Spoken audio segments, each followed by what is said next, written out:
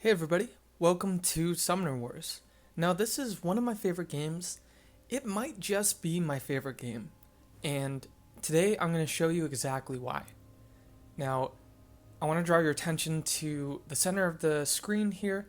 Kuldak is my summoner. That's who I'll be playing as, and he pilots the Fungal Dwarves, and he's in charge of this faction. This faction, just to give you a little bit of flavor, you think of fungal, you think of fungus. The fungus, they're going to spread and fester and grow, and the longer they're given time to set up, the harder they're going to be to stamp out. My opponent here, he pilots the Fallen Kingdom, and they also do a lot of coming back from the graveyard. They particularly have necromancy that they dip into. I am sorry to break it to you, but we are going to have to go through the rules breakdown. And it's effectively going to feel like eating your vegetables before you get to dessert. Just know that dessert is on the way, that there's a purpose for this. We're looking at the top left of the screen here, we're looking at the turn phases. Now, there are 6 parts to a turn. There's the summon phase, the move phase, the build, attack, magic, and the draw phase.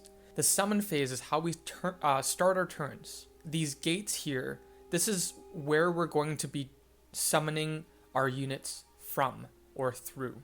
And it has to happen adjacent to a gate. I can summon in front of it, to the right of it, behind it. I can't quite summon to the left of it because I have a card occupying that space. In order to summon, down at the bottom here you see this diamond with the 3. That symbolizes magic, which is the currency that we use in order to put cards on the battlefield. And so if you look at my hand over here to the right, you'll notice that each card has a magic cost. So this shaman all the way at the top here costs 1 magic, and I would have to spend that in order to get the shaman out and summoned. Once you summon units, then you move them around on the battlefield. And typically with movement, there are a couple of restrictions. Number 1, you can only move 3 units.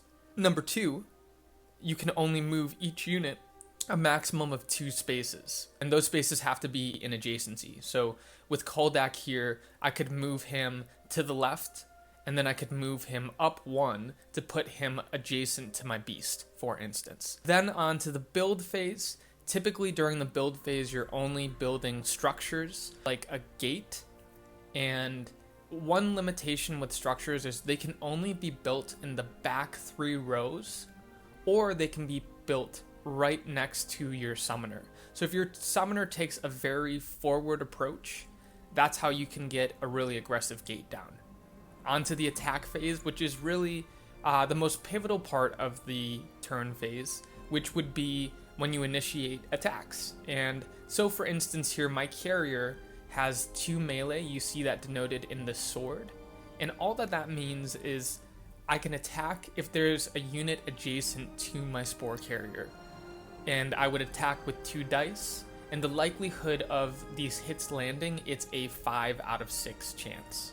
Ranged units, which my opponent has 1, on the other hand, ranged units are able to hit targets that are within 3 straight line spaces. So for instance, this archer would be able to hit my gate here because it's 1, 2, 3 spaces away. Now, the only drawback here is that ranged units only hit with a 4 out of 6 chance, so it's a little bit less likely than hitting with a melee. That's the attack phase, and crucially, importantly, when you kill a unit, that converts into a magic. So if my carrier were to take out his carrier, that would mean that I would have, instead of 3 magic, I'd have 4 magic. The last bit here, the draw phase, is when you determine whether or not you want to discard any cards, and you can do that. Like, I could discard this shaman, and that would allow me to gain another magic. Now, you don't want to burn through your deck too quickly, because down here at the very bottom right, you'll see this quick guide here. You've got the magic, which we talked about. Those cards that are fanned out, and the 5 next to it denotes how many cards are in your hand. And then underneath that, that's your draw pile.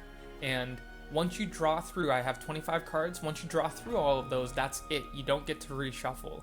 That X on top of the deck next to the 0, that is what's in your discard pile. Now that we've got the adult stuff, the boring stuff out of the way, let's get to the fun. Kuldak here, my summoner, has 12 hit points, and once his hit points get depleted down, I would lose. Alternatively, if I'm able to whittle down relentless and beat him to the metaphoric punch, literal and metaphoric, that would mean that I would win. We're going to start off with my opponent's turn, and he's going to start by doing a blood summon, which is a card you haven't quite seen yet. Sometimes there are event cards that modify the state of the game. His event reads, resolve the following effect any number of times. Target a friendly unit. Choose a unit in your hand with a cost of 2 or less and place it adjacent to the target. Add 2 damage to the target. Now, normally you wouldn't want to do this. That sounds disadvantageous, but relentless likes to play around with death. He's going to do, from the outset, it's going to look like it's a negative ability, but it allows him to do very fun and offensive things, right? So he has a more offensive approach here. His carrier normally wouldn't be able to be summoned here. He had to damage this one, but it's going to allow him to set the initiative of this battle. Okay, and so he's moving on to movement here. So he moved his carrier up 1, moving his archer, and relentless is getting a little bit closer. And I doubt he's going to build anything just because it's the first round. And you have it right here. He is a melee unit swinging with 2 dice, and he hit 2 melee. So that's going to be enough to kill my carrier. Kuldak in particular is okay with units dying near him, because each time a friendly unit within 2 spaces of this unit is destroyed, I'm going to boost all friendly units that were within 2 spaces of this unit. So I want to keep it tight and compact. And that's important because my beast, my fungal beast, they have 2 abilities that read. After this unit destroys a unit, you may replace the destroyed unit with a carrier unit from your discard pile. So I'm even okay that that carrier unit is in the discard pile right now. And then parasitic, the drawback is that at the end of my attack phase, I need to either spend 1 boost or add 1 damage to this unit. So that's why it was important that that unit died, because I was able to distribute the boost, which will be denoted right there at the top right of the beast's card. And what you saw with that undead archer, they have a special ability that lets them bend the rules of movement, Soul Shift. After a unit within 3 spaces of this unit is destroyed during your turn, you may replace the destroyed unit with this unit. So effectively, they're able to leapfrog around the battlefield. This allows them to attack with the archer, getting my beast down to 3 health. And that's about it. They didn't discard anything, and I am going to immediately summon my shaman. Now this unit, in its ability, transfer, after this unit moves, it may target 1 or 2 friendly units. Within 2 spaces, move any of number of boosts, either from this unit to 1 target, or from 1 target to the other. I like having the shaman in the back just so that they can manipulate boosts in the most advantageous way. And this mage here, they have an ability which I'm not really going to use much in this game. What's most important here is that they have 4 ranged that they're attacking with, and they have 3 hit points. So there's my first move, and remember I can only move 3 units. And I'm going to send the mage off to the right just to create 2 different places to attack from. And it was crucial that I hit at least 2 of these because my beast is able to summon a carrier. And that allows me to get my full 3 attacks for this round. The mage, it would be awesome if I killed with the mage. 4 for 4, awesome, kills their carrier. And I definitely want to kill their other carrier because their ability, I rely on beasts in order to draw cards back from my discard. They just use their carriers in order to do so. Soulless, do not gain magic when this unit destroys an enemy unit. In fact, after this unit destroys a unit, you may replace the destroyed unit with a carrier unit from your discard pile. So, anytime I see a carrier, I want to focus it down as quickly as possible. And the board state's looking really good for me at this juncture. I discarded a shaman just because I already have one on the battlefield, and I have a gate, and demand is a really good card, and I will demonstrate that momentarily. Now, they damaged Relentless. Relentless's ability. Once per turn during your summon phase, you may add 2 damage to this unit to retrieve an undead unit from your discard pile and place it adjacent to this unit. It doesn't seem like a good ability from the outset, but what this allows, first of all, it allows him to use his discard, but there's another card that allows him to heal. So he's okay whittling his own health down. He's going to line up to kill my mage. I'd like to keep my mage around for at least one more round. And he's putting a gate over here to the left. And so that's a little bit scary perhaps because he could spring somebody forward. We're going to want to keep an eye on that. And unfortunately, there goes our mage. So he doesn't put anybody else out. And he's built up a good amount of magic. Something powerful might be coming because most common units, there are 18 commons per deck. So my Spore Carrier is a common, my Shaman's a common, my Beast is a common. He's a little bit more expensive, but yeah, generally 1 to 3 magic. And then there are 3 champions per deck. My champion right here is Thune. So anytime magic gets above like 5 or 6, you can expect somebody to be saving up for a champion. There's a little maneuvering that you can do with the Fungal Dwarves that I typically like. I'm going to attack once and hit their gate. And I'm actually going to attack my carrier with my own unit. Reason 4 is because I'm able to pull a carrier from my discard pile, and it just allows me to generate more boosts. And, not for nothing, I got to attack twice in that carrier position.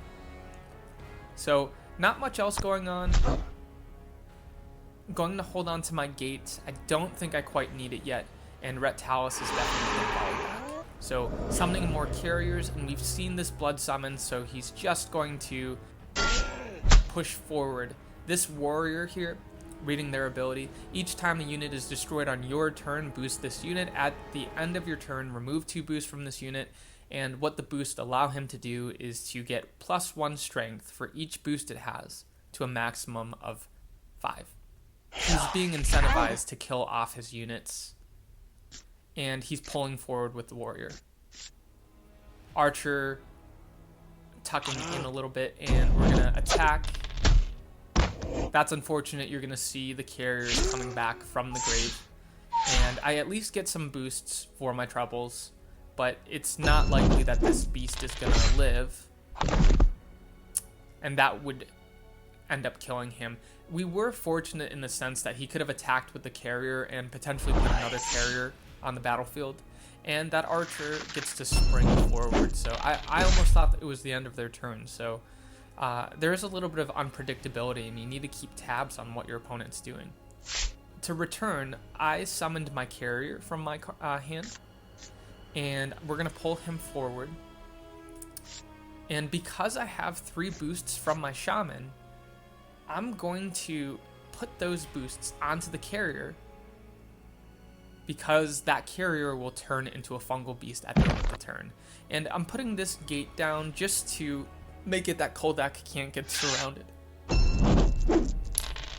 And because Kuldak has a lot of attack that it's swinging with, I thought that I might be able to kill the warrior. Wasn't quite able to do that. And the order of events here, the reason I attacked with my carrier first and then my shaman is because it opened up a lane for my shaman to attack with. So we're going to set up and see how he returns.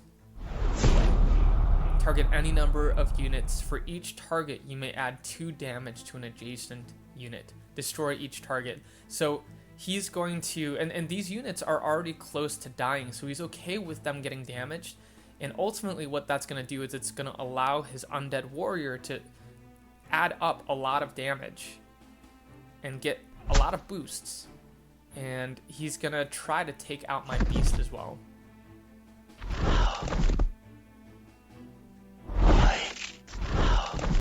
So notice how he's got a lot of damage coming straight for my summoner, which we're not surprised by. We knew that he could get very offensive here, and he pulls that archer in. At 4 health, I am in striking distance. I can die at any moment. So if we peel back and we end up surviving this, then we will have gambled with our life well enough. But if he really exerts pressure here, it could be a very quick game. So just getting a lot of my units in range, and that was a very unfortunate roll for my mage. Not what you want to see. I'm going to attack with my beast, and that's going to put 1 carrier in front of me, and I'm going to play Demand. Remember I was telling you about that card. Target a friendly common within 3 spaces of your summoner. The target may resolve an extra attack and then is destroyed. Reason for that: if I had just attacked with my carrier, this would have left Kuldak wide open. So I'm hoping here that I can kill with my beast so that I can add an extra layer of defense in front of Kuldak. Yeah. And those boosts are getting distributed now. So I'm winding up in order to get another beast back out on the battlefield if any of these carriers pop and burst like a spore. So it's very thematic. I love the theming of this game. I find that the card text really helps to enliven what's going on. Sacrificial Pyre, another event from my enemy. Each time a unit is destroyed, boost this card. When this card is discarded, target a unit. Remove 1 damage from the target for each boost on this card. So this is where he's going to gain back a lot of life. And here comes the big bad, Goldas, who is 8 health, which is not nothing. Wrath. This unit has +1 strength for each damage it has. So not to be trifled with. And the cultist is okay with dying after this unit is destroyed. Add 1 damage to each enemy unit that was adjacent to it. Hellforged Weapon. This combos well with the cultist. Place this card under a friendly common. It has +2 strength, and this ability, after this unit attacks, add damage to it equal to the number of... that's like a lightning bolt symbol. I think that there's like a 2 out of 6 chance of it getting rolled, or a 3 out of 6 chance. And you'll see it in play here as he swings with his cultist. And he's going to get 3 of those blue symbols there, which ends up meaning he's going to take out his own cultist. But because he's in the midst of all of my units, he's just going to really wipe out a lot of them. And the carrier is going to most likely set up another carrier straight in my face. Now, he chooses to attack my carrier. This is definitely a misplay, because if he had read my text, he might have just like not understood how it worked. No matter what, my beast was going to come back into play, so we should have attacked my Kuldak. So we still have more health to play with. And I'm going to back up Kuldak just because it's getting, too close for comfort. I'm going to put a gate right in front of him that I was saving, and this beast, it would be great if we could convert it. And what I want to do, even though that pressure from Goldas is very apparent, I'm just straight up going to ignore him. Because if I ignore him, he only swings with 2 melee, which is not even any stronger than his carrier. So big turn for me. 7 magic that I was able to accrue. And you can really see the push and the pull, the turning of the tides, how it feels like you have an advantage. And that can be burnt away all in an opponent's turn. So you're going to see us volley back and forth here. I'm going to speed along through this Hellforged Weapon, which you've seen. That is going to kill. That's unfortunate because I had 4 magic on that card. So a bit of a misplay from me there, and he's going to attack with his carrier, so things are spreading. And it's going to feel like a drawn-out game just because both of us are able to really preserve and play a very economic game. And I pulled Kuldak up because I have an ability, Spores. which allows me to defend him, and I'll show you that in a moment. Exchanging attacks, the beast takes the damage because he didn't have a boost, and release spores. Retrieve up to 2 carriers from your discard pile and place them adjacent to your summoner. Added layer of protection, and we move forward. So he's got a lot of units on the battlefield, so do I. Now, I'm not liking this carrier sweeping around the back. I should have shored up my defenses there. We're fortunate to live there with our carrier. After moving a unit, you may boost it. If you do, first you may force it 1 space, then add 1 damage. So I'm okay accepting that damage. I forced that carrier right there in order to kill it. And that allows me to distribute boosts and allows me to get my beast out here. So it was okay. Like, I was cluttered. I wasn't going to be able to attack with all the units that I wanted to attack with. And so that was just a way to distribute just a couple more boosts. And the beast is going to be able to swing, killing, and we're just converting. All of my carriers are out on the battlefield now. Typically with commons, the max you get in your deck are 4 of any type. Okay, so I've got a layer of protection around Kuldak. I'm feeling pretty comfortable. He can use Purge with his cultist. That's all right. I'm going to distribute boosts because I'm okay with all of these units dying. And the one unfortunate part that you're going to see here is that I only had 1 beast in the graveyard, which will happen right there. And because of that, these carriers are both going to die, but only one of them is going to be able to turn into a beast. And Kuldak took a damage. I'm getting real close to death here. I summoned a beast, pulling him back, and I'm going to put a gate in between, because anytime their units are attacking gates, they're wasting them on gates and not using them against me. I'm just biding my time trying to find an opening in order to get to Ratalis. The beast is going to bring some of my carriers back. I get these carriers out of my back end, and we're gonna prepare for another volley back. One of the carriers died, and the other carrier died, but only one was able to bring a beast back. Really cluttered there in the middle. They're of course going to kill my carrier, and they only can swing with 1 against my beast. Now, a little bit of positioning. I didn't want my beast to get attacked twice, so I pulled him out here to the right, and I attacked with my mage, assuming that I wouldn't kill, because I wanted to set up an easier attack with my beast, which allows me to swing and attack with 1 carrier here. And if he's going to kill my beast, he's going to have to expend a couple more resources here, so it's making it a little bit more difficult for him to do so. Carrier, warriors in position. And you'll notice he's down to 3 hit points. So we're at an even game here. And he's spending a lot of resources. He will kill my beast. And that's alright. We got what we needed from the beast. And let's see if we can just wipe the battlefield of a lot of their units on this turn. Hitting with the mage. And that's a better attack from our mage.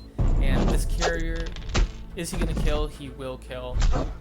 And it's feeling alright. Like, we've got a good system set up. Now, he's using his range in order to pull me out, because I like to be hunkered down, as I mentioned before. And he unfortunately doesn't get the kill there. In my opinion, that's a wasted attack. That is the furthest gate. And let's see if we can just kill off. So there's the first archer. It would be amazing if we could kill off the second archer. That's great. Now, he has a lot of magic, and that's what he spends in order to get Dragos, the second champion. Life Drain. Before this unit attacks, it may destroy a friendly unit within 2 spaces. If it does during that attack, that lightning bolt symbol equals a sword. Now, that would normally be scary, but what we've managed to do is we've waited him out to the point where Dragos isn't really able to cash in on that because he has no cards in his draw pile. That said, I have 14 magic, but I don't really have many things to cash in on, so you're going to start to see it's going to really look as though my back's up against the wall here as he starts to mount an attack. I got another mage here, and at this point I figured if I pull all of my units forward, because I have range and because his summoner only has 1 hit point, if I can kill off this carrier and I can just start funneling them off to the right, it doesn't matter what their champions are doing down here at the left. I'm going to have a better chance because these are ranged at getting through to his summoner before he gets to mine. That was the plan, that was the hope. But I miss with just 1. That would have really been the game right there. End up killing that carrier. And don't manage to kill that carrier. That would have been huge. And because I didn't kill either carrier, he was able to summon Elut Ball, which is his 3rd and final champion. Summon by fire. When paying costs to summon this unit, you must also destroy a friendly unit. Replace the destroyed unit with this unit. And so now all of a sudden, I only have my common units out on the battlefield. And he has a lot of damage that he's swinging with, particularly the 6 damage, which can decimate all of my commons. So I have to be really wise with how I approach this. 6 damage, like, overwhelmingly kills my mage. My beast is dead too, and a carrier comes back in its place. And this mage, not long for this world either. So it's not looking great, and so I figured I have to pull out the big guns myself too. I'm going to summon my first champion. And the beast is going to hopefully knock out this carrier and knock out their last carrier, so they're doing no more necromancy for the rest of this game. At this point, it's just my units versus his units, his champion units, and just seeing who can tag the opposing summoner first. So he winds up hitting that gate. Elut Ball is clearly going to kill, and he'll attack with Dragos. Now at this point, I had figured I probably can't dodge all 3. I have to pick 1 to target. And so I decided to expend all of my resources here, more beasts, and I wish that I was able to kill. I just didn't roll well.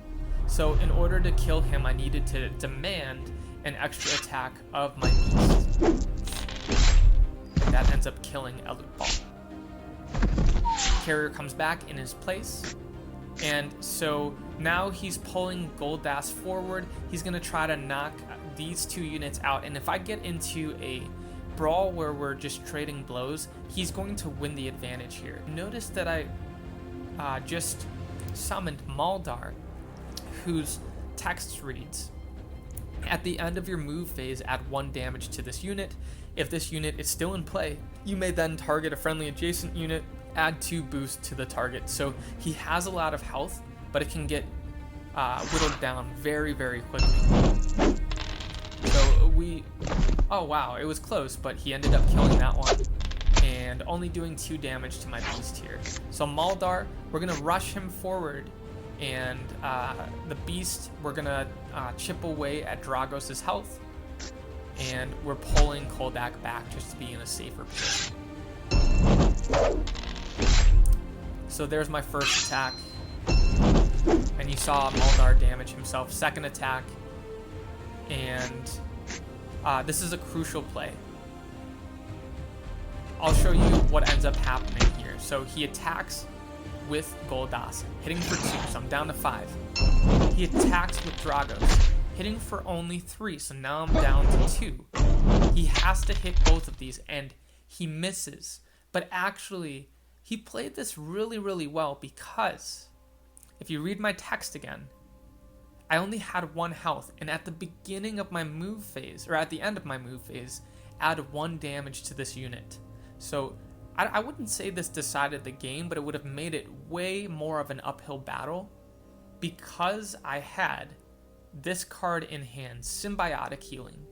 Target any number of damaged friendly commons and champions. Remove 1 damage from each target and boost each target.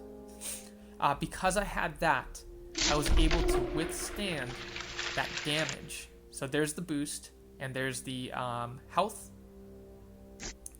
He moves, and he sustains that 1 damage, and that's enough for me to be able to get over the finish line, wiping out their Dragos, and coming in for the final blow with Maldar.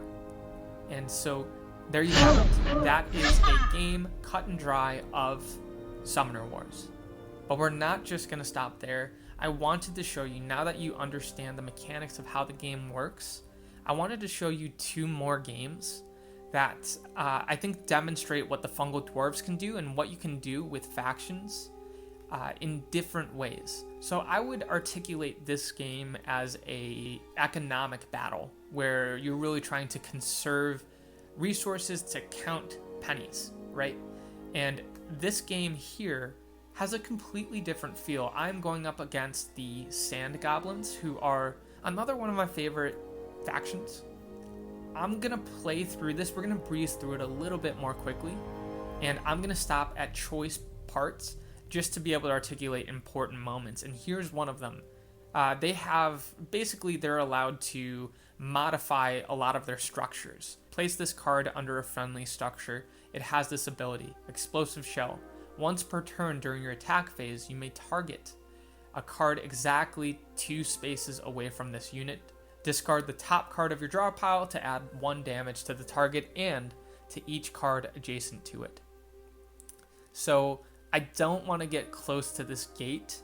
It's going to make it hard for me to pursue on his side of the battlefield.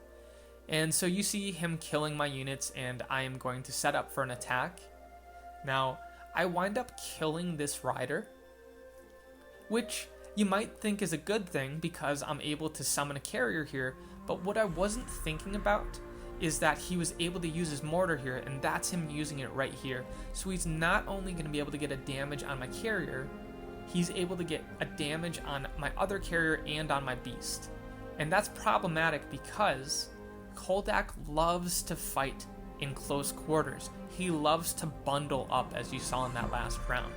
For him to discard 1 card and be able to damage 3 of my cards, that's a really good trade for value. So at that point, that was guiding my decision making, and I decided to take a step back, allowing my units just to take a breather. I wind up killing his card with my shaman, and we do this little bit of jujitsu where I kill the carrier, bring another carrier back, distribute boosts. And he's going to attack with his scavenger. Now Krusk is on the front line, and I don't normally do this, and he's just getting his Rush Rider back. I don't normally do this, but I'm going to get very aggressive here and get all up in his face. And you're going to start to see me use a lot of abilities that in different ways that you didn't see me use them last game. So I summoned another beast onto the battlefield here, and we're going to see a forward march. And crucially, I didn't move Kuldak up 2, and you'll understand precisely why in a moment. My first beast, I attack and kill the scavenger. And that pulls out a carrier. And I attack with my other beast, only doing 2 damage, not great, but I'm going to demand another attack from him in order to, this is called an assassin playstyle. I'm just putting a lot of resources into making Krusk feel uncomfortable. And there, he's already at 5 health. So even though Kuldak is exposed, his priority, because he's not going to be able to kill Kuldak next turn, is to back up and protect Krusk. And I do want to point out here, I'm building up a lot of boosts because, and this is my favorite champion from the Fungal Dwarves, Final Form. When paying cost to summon this unit, you must also destroy a friendly fungal beast that has 5 or more boost. Replace the destroyed unit with this unit. So a lot of resources have to go in. You've got the carriers who make the beasts and the beasts who make the monstrosities. A lot of resources have to go into it. So that's going to be my end game strategy, and we'll see if I'm able to build to it. Sparks, not much you need to know about Sparks other than that he's got a lot of health and he is Krusk's champion. And the assumption typically is that you're always going to march forward and attack, because if you don't attack on a turn, meaning if you don't damage an enemy unit, your summoner sustains 1 damage. Now, normally you wouldn't do this. It's a seemingly suboptimal play, but I am sending all of my units back in order, yeah, there's that damage, in order to draw him out and away from his mortar upgraded gate. And that's because if this opponent does not attack, Krusk is going to take a damage, and he can't afford that because he's got so little health. So I'm placing him in impossible situations. Now Sparks is more exposed, and I pulled him, I drew Sparks out in order to launch an attack back in his face. And you remember Maldar from the last game, he won me the last game, he's going to play a pivotal role in this game. Now you're going to start to see, of course, he receives a damage at the end of every move phase, but you didn't get to see him add 2 boost to targets near him. And so that is going to be the final element of setting up. Sorry, that was really enunciated. That's going to be the final element of setting up the monstrosity.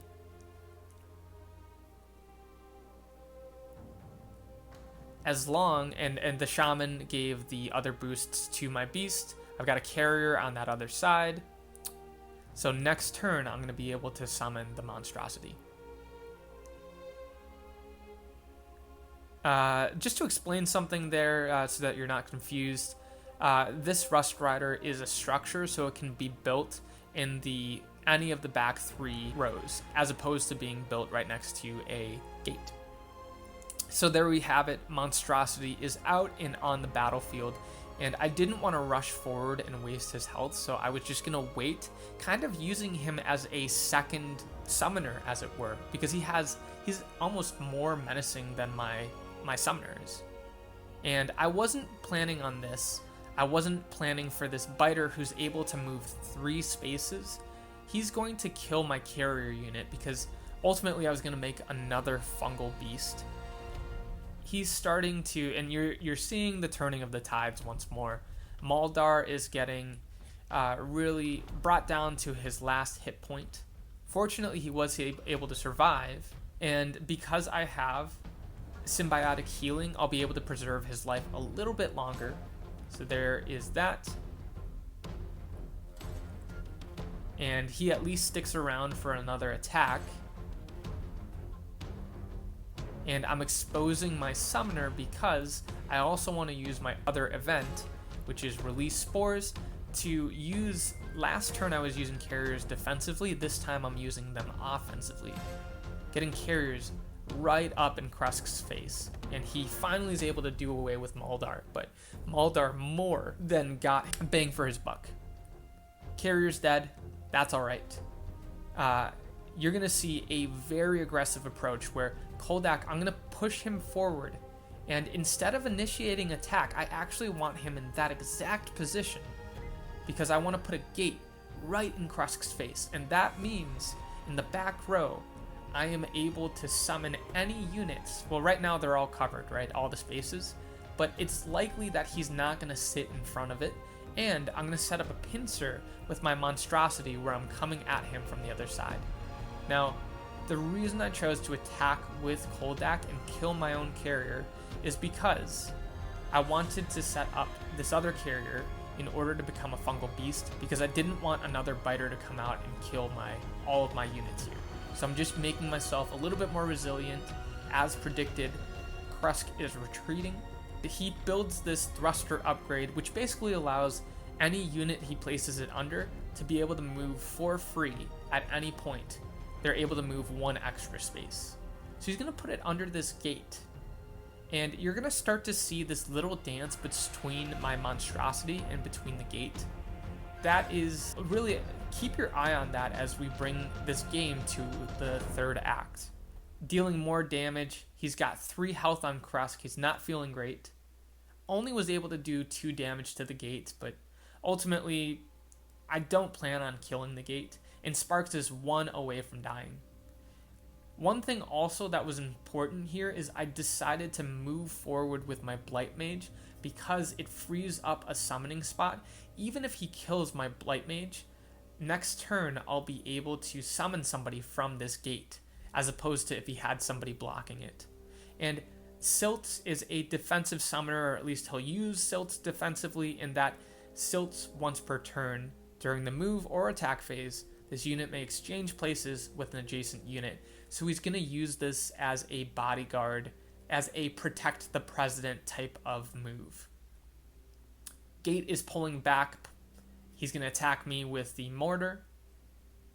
And he doesn't quite kill the mage, but with that move, Silt is able to finish. And he attacks with Sparks. Detonate, he's just summoning Sparks back for free, so I don't get the magic for it. And now you're seeing the pincers really here, and this is a really important card here.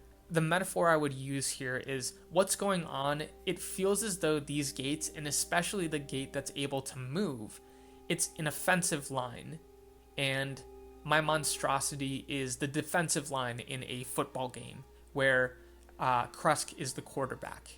And really, if you follow football, you would know that what the defensive line is trying to do is trying to tackle the quarterback, right?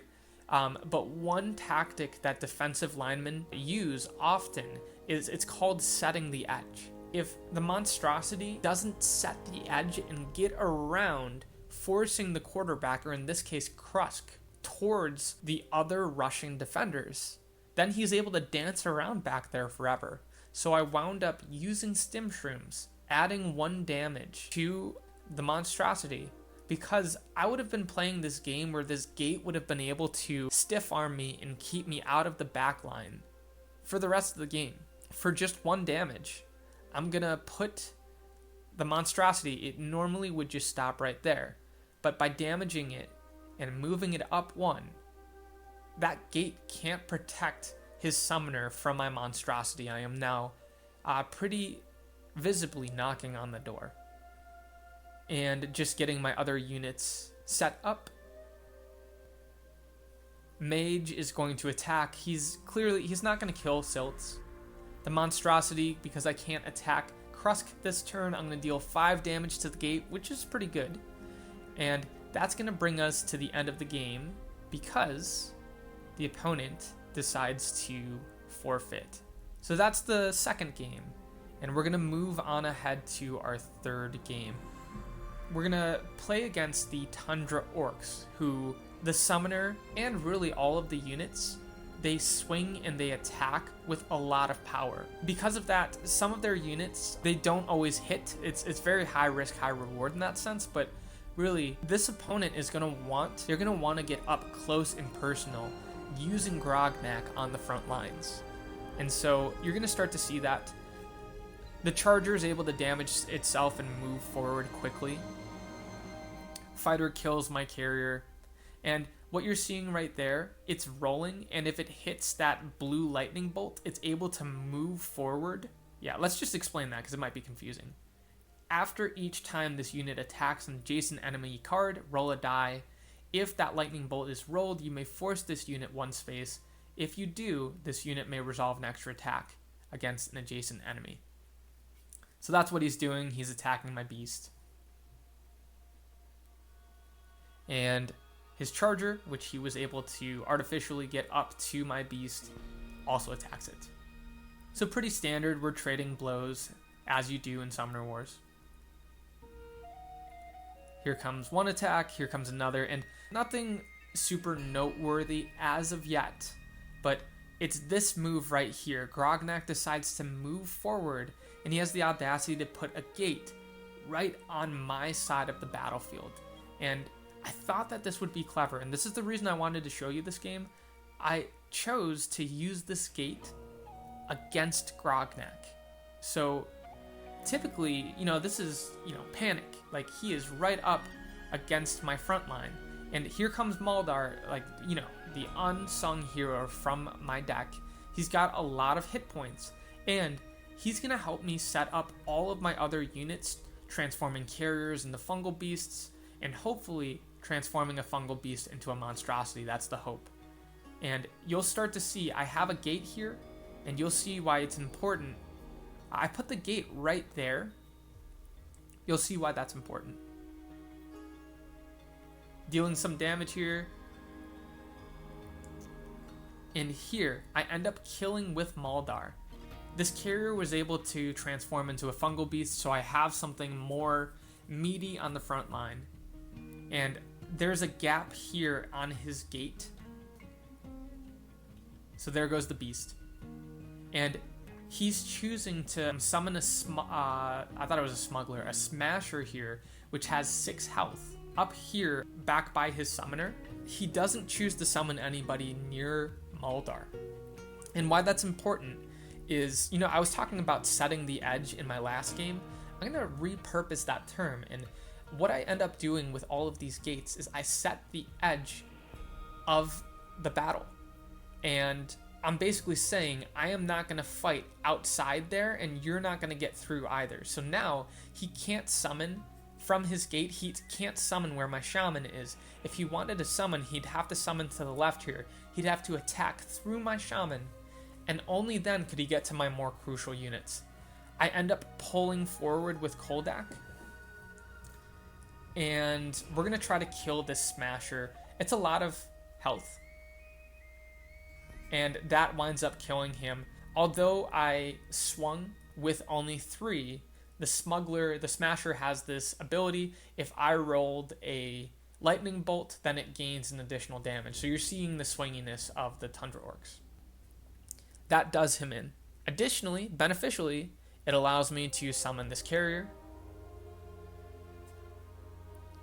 And I'm dealing damage pressuring Grognak. Now he chooses to summon a fighter right there. And you remember how I was talking about setting the edge? He sets a gate all the way out there, but I'm just going to choose not to engage with him out there. And you'll start to see I'm going to set the edge even more. I'm going to pull Kuldak in reply to all of this. I'm going to push him forward and in order to set a gate. And I will introduce another metaphor once we get there. Kills my carrier. And here we go. I've got Maldar in his face. And the nice thing about him killing my carrier is that it's kind of like overspending resources here. He's only got 2 hit points. And by occupying Grognak, his 4 melee, it's overkill. So I'm getting him effectively to waste his resources. Now, in order to return, I am going to pull Maldar all the way up there. And I'm going to put a shaman right behind him in order to eat the boost that he's going to be giving. And additionally, what that allows me to do is I'm blocking the gate once more. We're going to allow this to play forward. And right here, I put a gate here, and the metaphor I would use for this game is it's a knife fight in a phone booth, where I really benefit from this claustrophobic fighting, not so much for Grognak. So yeah, I'm going to make it look as though he's clumsily stumbling around. He's not going to be able to game his footing. If the metaphor is a knife fight in a phone booth, he's swinging around with a big, weighty, meaty, that looks like a hatchet or an axe. If you were in a phone booth, that would actually become a detriment because he wouldn't be able to wind up and swing with it. A knife would be the more optimal weapon. He sends the charger off to the side, but it's a little bit too little too late. Even if he kills the shaman, I already have all of my units in range and ready to go. Yeah, and he's shuffling around. He's doing damage to Kuldak. That's alright. Muldar is going to take damage, and he finally dies, giving my shaman a final boost. And the other shaman is still alive. And we are pushing everybody forward here. End up killing his charger. And that beast, if you'll notice, he has 5 boost because it's setting up to establish my monstrosity next turn. So, and what you've got here is this shaman is actually working against him, because even though he has 6 magic, even if he were to summon a champion, he has nobody that can really get in range and attack Kuldak with any meaningful damage. Even though I'm on the front line, I'm pretty well protected here, or there's really not much risk that I'm facing because Grognak is occupied. And we're going to slow it down here just because we're getting close to the end, to be honest. And even if he gets the smuggler up in my face, that's fine. I can take 4 damage. I even have this gate in case I want, the phone booth to collapse in on itself. 2 damage. So he does finally break through my shaman there. And this shaman dies. What he doesn't know at that moment is that frees me up in order to mount an attack with my monstrosity. Yeah, okay, so he does some damage to my summoner. And there goes the fungal beast turning into a monstrosity. I have 0 magic left. He has more magic, so I have been burning through my resources a little bit more than he has. And that carrier is just gonna try to occupy the Tundra charger. And we're gonna push that monstrosity all the way up. Kuldak is gonna slide in. We're gonna put this gate here to nullify the Smasher's attacks. And I'm swinging with 5. And even if he volleys back and attacks my monstrosity, the monstrosity has so much health and can only be attacked from 2 sides. It would take a lot for him to survive beyond 2 or 3 turns. I kill his charger, and here are 5 dice that we're swinging with. I hit with 4, which means feasibly the monstrosity could kill him next turn. I could have used my demand in order to go for the kill outright. That would have been the riskier play. We don't get to see the end because he wound up forfeiting. There you have it. 3 different games, 3 different examples of how you might win and pursue the opponent with the Fungal Dwarves. I hope you enjoyed. Thanks for watching.